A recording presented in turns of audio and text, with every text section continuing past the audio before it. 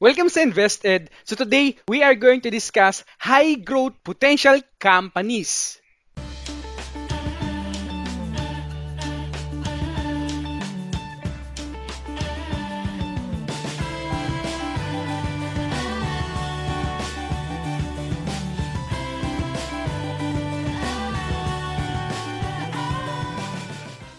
Kasi yung pangalawa sa ating high growth potential companies ay ang companying Ayala Land. Okay?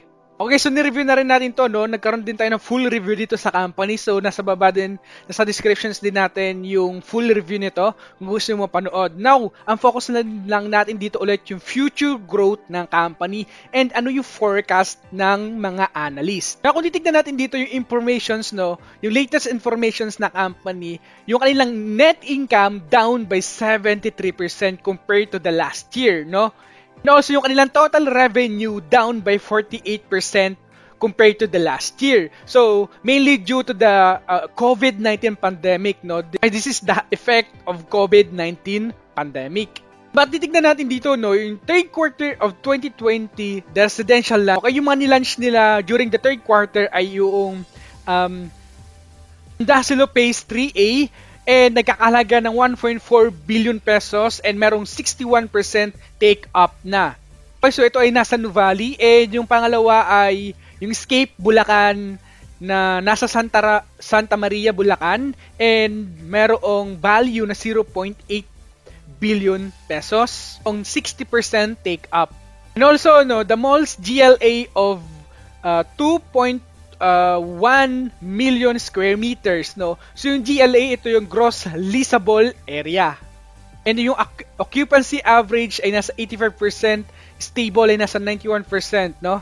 Yung foot traffic dito ngayon ay nasa 30 to 35% of pre-COVID levels. So kung titignan natin dito, no, yung kanilang offices, yung GLA nila, yung gross leasable area of 1.1 million square meters and occupancy na nasa average of 95%, stable ay nasa 96%. This is the new format of expand of commercial business portfolio ng company. Nakikita natin dito, no? This is the long-term plan ng company sa kanilang short-term borrowing and long-term borrowing, no? And nakikita natin yung kanilang cost of borrowing. Nakikita natin over the years, no, from 2009 to 2020, bumababa yung kanilang cost of borrowing, which is maganda, no? So, ito yung plan nila in the long run.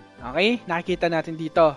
Okay, now this is the revenue forecast and earning forecast ng mga analysts, no? Kung titignan natin dito yung forecast ng mga analysts in the end of 2022, yung kanilang revenue forecast ay nasa 172.7 billion pesos, and yung kanilang earnings forecasted in the end of 2022 ay nasa 35.10 billion pesos.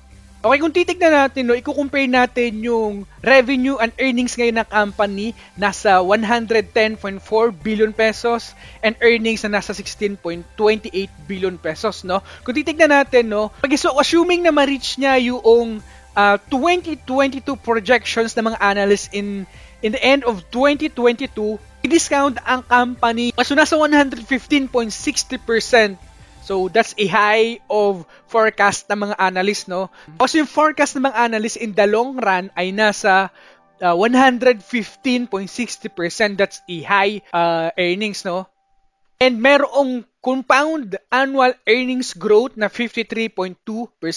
That's a high of forecasted annual earnings growth ng company.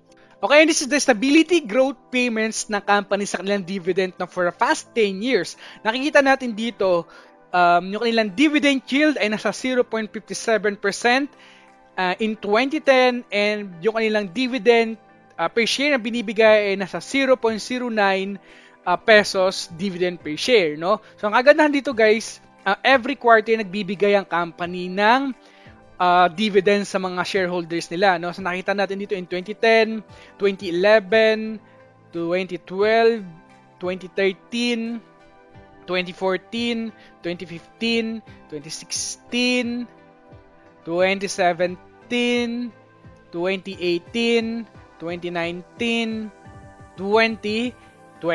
So nakikita natin dito, no, na over the past 10 years consistent sila nagbibigay ng dividend. Nakagandahan dito guys, yung kanilang dividend ay nag-grow. No, nakikita natin dito, yung kanilang dividend yield na ngayon ay nasa 1.2%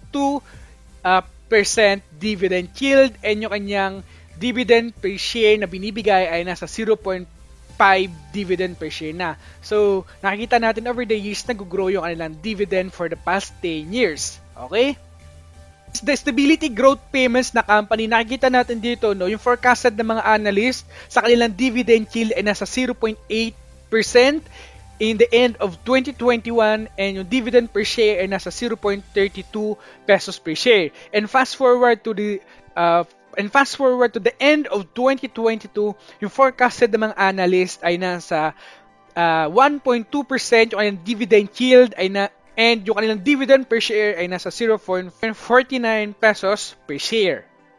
So, ito yung forecasted ng mga analyst in the end of 2022. Okay, this is the ownership breakdown ng company. Nakikita natin dito, no, 0.3% owned by employee share, 0.9% owned by individual insiders, and 25.1% owned by institution. So, dito, no, mataas yung institution ownership ngayon ng company. And in terms of general public, ay nasa 29.4%, 44.4% owned by public companies. So, in terms of dilution of shares, the company have not been meaningfully diluted in the past year. So, sa mga bago pa lang sa pag-i-invest, ang ibig sabihin lang ng diluted shares, kapag nag-i-issue ng shares ang company o nag-release ng shares ang company, bumababa yung ownership percentage ng mga shareholders ng company. Okay, this is the top shareholders ng company. Nakikita natin dito 44.4% owned by Ayala Corporations, and merong current value na 273.3 billion pesos, and susundan ni Standard Life Perdin PLC na merong 4.99% and nagkakalaga ng 30.7 billion pesos, and the rest of top shareholders ng company. O ngayon ang tanong, mag-i-invest ba ako sa Ayala, no? Kung nakita natin may future, malaking future ng company. For me, ngayon, hindi. Kasi kung titignan natin ngayon, yung kanyang intrinsic value para sa akin, no, yung sa aking valuations, pagkukumpute ko ng intrinsic value ng company, ay nasa 26.73% yung kanyang intrinsic value, and yung kanyang previous close ay nasa 41.70 pesos per share. So, antayin kung bumaba sa margin of safety yung kanyang intrinsic value para makabili ako ng sale sa company. Also, magkaroon ako ng higher advantage sa company. Okay, so hanggang dito na lang muna yung pagre-review natin sa mga companies na merong high potential growth. And guys, maraming salamat sa pagsuporta sa ating channel, and still growing yung ating channel, no? Maraming salamat sa inyo guys, at nasa 2,800 na tayo sa ating channel.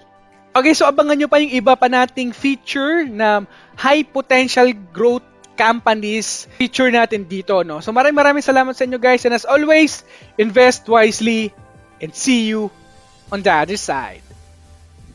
Hello guys, maraming salamat sa panonood. Sana marami kayo natutunan sa video na to. So kung hindi pa kayo nakaka-subscribe, so please subscribe and hit the notification bell para updated kayo sa mga videos na parating, at marami pa kayong matutunan sa channel na ito. Maraming salamat!